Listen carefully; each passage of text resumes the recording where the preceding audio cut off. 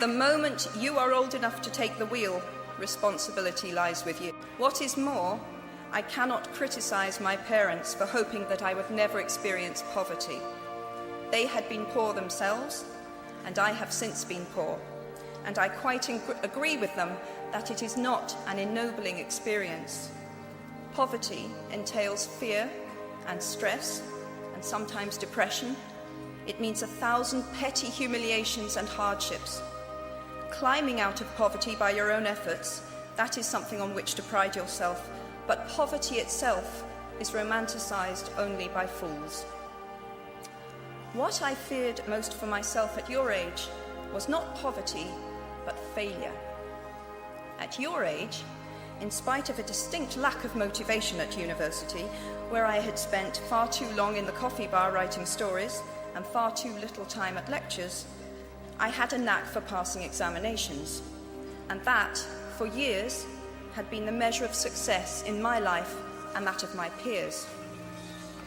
Now, I am not dull enough to suppose that because you are young, gifted, and well-educated, you have never known heartbreak, hardship, or heartache.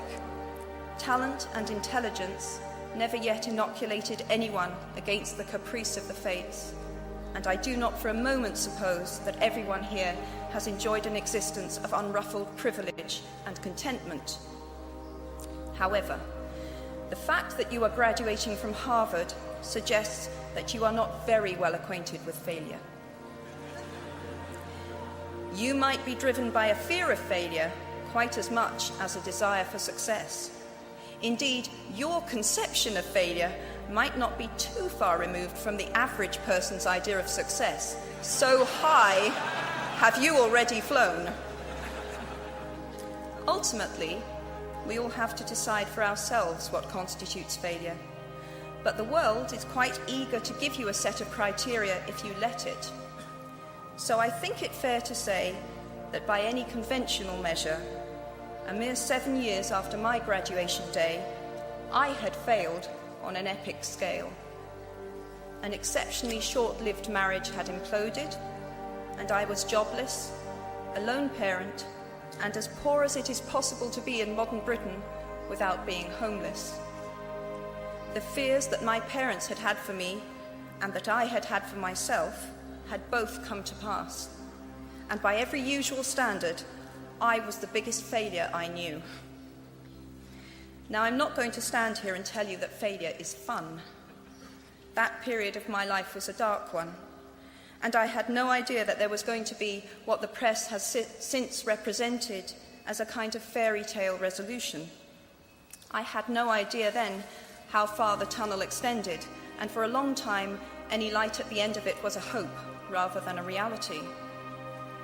So why do I talk about the benefits of failure?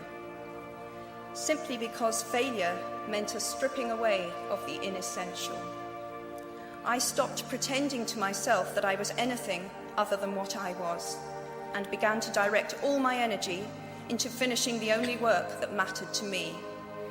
Had I really succeeded at anything else, I might never have found the determination to succeed in the one arena where I believed I truly belonged.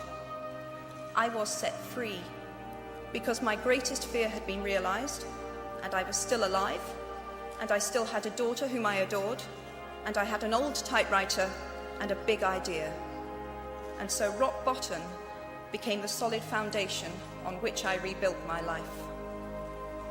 You might never fail on the scale I did, but some failure in life is inevitable. It is impossible to live without failing at something, unless you live so cautiously that you might as well not have lived at all, in which case you fail by default. Failure gave me an inner security that I had never attained by passing examinations. Failure taught me things about myself that I could have learned no other way. I discovered that I had a strong will, and more discipline than I had suspected. I also found out that I had friends whose value was truly above the price of rubies. The knowledge that you have emerged wiser and stronger from setbacks means that you are, ever after, secure in your ability to survive. You will never truly know yourself. or the strength of your relationships until both have been tested by adversity. Such knowledge is a true gift, for all that it is painfully won, and it has been worth more than any qualification I ever earned. So given a time turner, I would tell my 21-year-old self that personal happiness lies in knowing that life is not a checklist of acquisition or achievement. Your qualifications, your CV, are not your life, though you will meet many people of my age and older who confuse the two.